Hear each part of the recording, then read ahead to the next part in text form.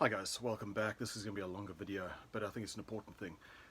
This is a video why I disagree with the GBRS Group. Now, let me just put a disclaimer here.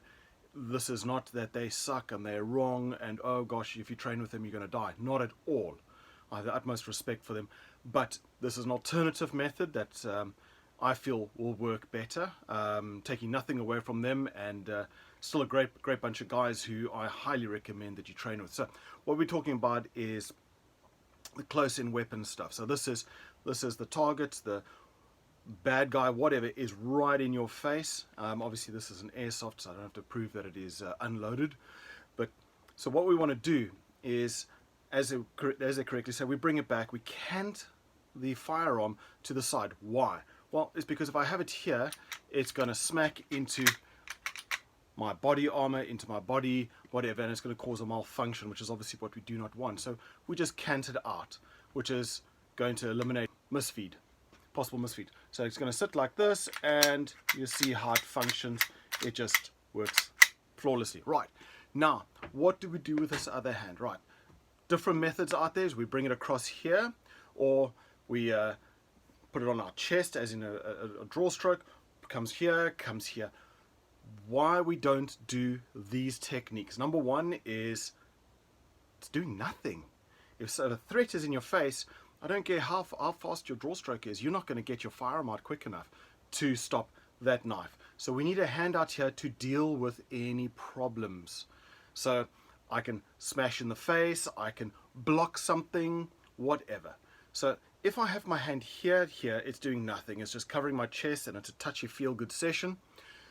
Also, if the perpetrator, the bad guy, now pushes against me, my arm can come up.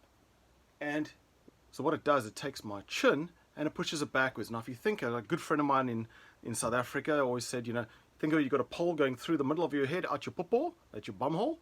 And if we move it like this, we are off balance. Okay, so if I do this and I push back, I'm obviously pushing the stick back and I'm off balance, my line. What I suggest is, in a situation, is the draw stroke comes up and my hand comes up over here, right to the side of my head.